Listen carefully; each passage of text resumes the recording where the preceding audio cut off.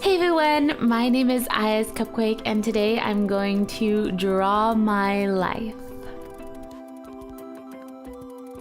It all started with my mom and dad.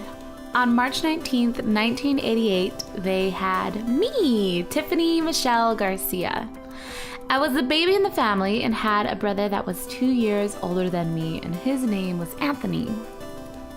When my mom had us, she decided she wanted to stay home and take care of us. My dad used to work as a pressman and bring home the bacon. Bacon. I always loved the way he smelled when he came home, like a newly printed book or poster. He would work nights, so in the daytime we would always have to be quiet because he was sleeping. That was a problem for me because I was a really loud little girl. I wasn't trying to be loud, it was just my personality.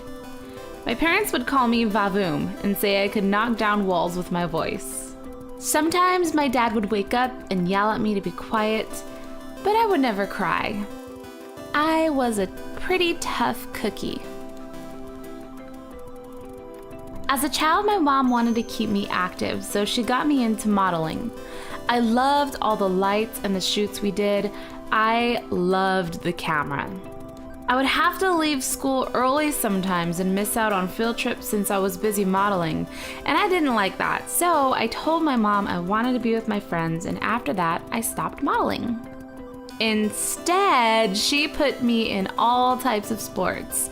Figure skating, ballet, swimming, soccer, softball. I loved it. I used to always look forward to a mini Olympics event my elementary school had because I was a really fast runner. I remember one time during a race, a girl named Chanel pushed me into a pole because she wanted to beat me.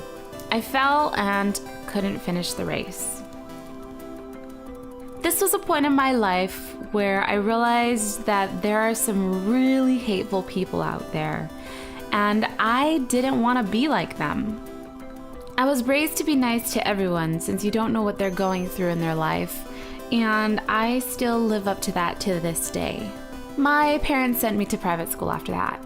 Throughout school, people found it easy to pick on me. I would always laugh it off and act like it wouldn't bother me.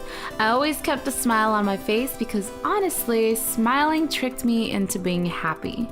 Deep down, their words were really hurtful. But I kept my head up and grew stronger from my experiences. My brother was a really big influence to me. I was that annoying little sister that wanted to do everything he did. I would just sit and watch him play video games and was too scared to actually play because I didn't want to mess up in front of him. I also picked up skateboarding because I would see him skating outside with his friends every day, and I used to practice every single day for hours trying to land a kickflip. I had these really huge potato-looking shoes and a ton of bruises on my shins and legs from the board hitting them. I'll never forget the day I landed the kickflip on the grass. We used to always carry a camera with us to try and make films of us skateboarding. We planned on submitting them to skate companies to get sponsored, but that never happened. We started going to LANs because they had super fast computers and we could play games with each other, and that's when I picked up my first FPS, which was Counter-Strike. From there, a whole new world was introduced to me: PC games. I also found a love for drawing. My brother and I used to play this game where we would draw a squiggly line and the opposite person would have to draw something out of it. And I think it was really awesome because we could just be so creative and draw the weirdest things. I continued to draw throughout high school and made tons of friends because I was in all sorts of sports and I was so active in school. I was a social butterfly, and I didn't confine myself to one group of friends because I wanted to be friends with everyone. This was great because I knew tons of people, but was really bad in the end because once I was done with high school, none of us really kept in touch. But I wasn't alone. During my junior year, I started talking to this boy I met on MySpace. We had a lot in common and became boyfriend and girlfriend. His name is Mario. Mario and I stood together throughout the rest of my high school years and all the way through college. In college, I had a part-time job as a lifeguard. It was a really boring job, just sitting on a tower all day, watching, waiting for something to happen. It was really boring. And out of the 6 years that I was a lifeguard, I only had to rescue someone twice. But it was a pretty awesome feeling to make a difference in someone's life. I knew I didn't want to be a lifeguard for the rest of my life, so I decided to try to get an internship. I still wasn't sure what I wanted to do with my schooling, so I interned at Cartoon Network for 1 semester. Although I love cartoons, I realized that an office job just wasn't for me, and I had no idea what I was going to do now. Then I was introduced to YouTube.